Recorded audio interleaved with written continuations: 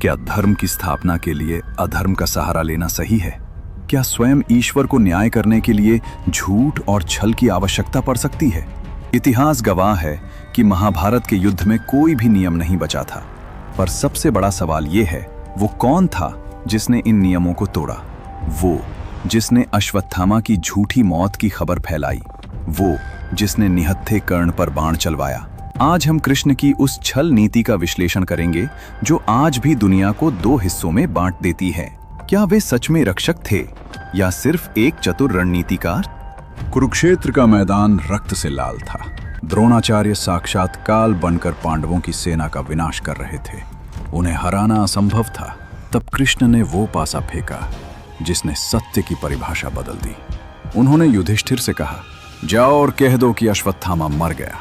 युधिष्ठिर हिचकिचाए, पर कृष्ण अडिग थे। जैसे ही अश्वत्थामा हतोहतः गूंजा, द्रोण ने हथियार डाल दिए। क्या ये छल नहीं था? एक गुरु को अपने पुत्र के नाम पर धोखा देना, क्या इसे धर्म कहा जा सकता है? यहाँ कृष्ण का छल पहली बार मर्यादा की सीमा लांघ गया। अब बात करते हैं उस पल की जब कर्ण के रथ का पहिया कीचड़ में धंस गया था। कर्ण निशस्त्र था। नियमों के अनुसार उस पर वार नहीं किया जा सकता था। लेकिन कृष्ण ने अर्जुन की आंखों में देखा और कहा, अभिमन्यु की हत्या के समय नियम कहाँ थे?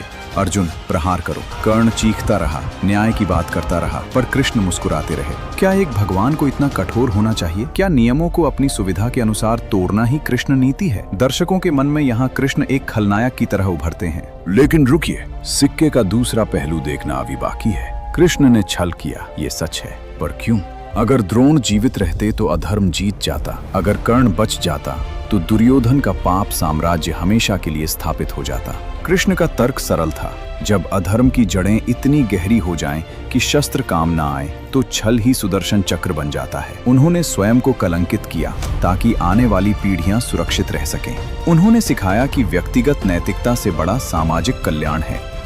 युद्ध समाप्त हुआ, पांडव जीत गए, पर कृष्ण के चेहरे पर विजय की खुशी नहीं थी। गांधारी ने जब अपने 100 पुत्रों के शव देखे तो उसने कृष्ण को शाप दिया, जिस छल से तुमने मेरा कुल उजाड़ा है, वैसे ही तुम्हारा कुल भी समाप्त हो जाएगा। कृष्ण ने मुस्कुराकर उस शाप को स्वीकार किया। उन्होंने दिखाया कि जो छल करता है उसे उसका दंड भी भुगतना पड़ता है। उन्होंने ये नहीं कहा कि वे भगवान हैं इसलिए वे दंड से ऊपर हैं। उन्होंने छल की पूरी जिम्मेदारी अपने कंधों पर ली। तो अंत में सवाल आप पर छोड़े जाता हूँ, क्या आप कृष्ण को एक धोखेबाज मानेंगे जिसने युद्ध के नियम तोड़े, या एक महागुरु जो जानते थे कि कैंसर का इलाज करने के लिए शरीर का कुछ हिस्सा काटना पड़ता है? कमेंट्स में अपनी राय दें। क्या धर्म के लिए किया गया छल अधर्म है?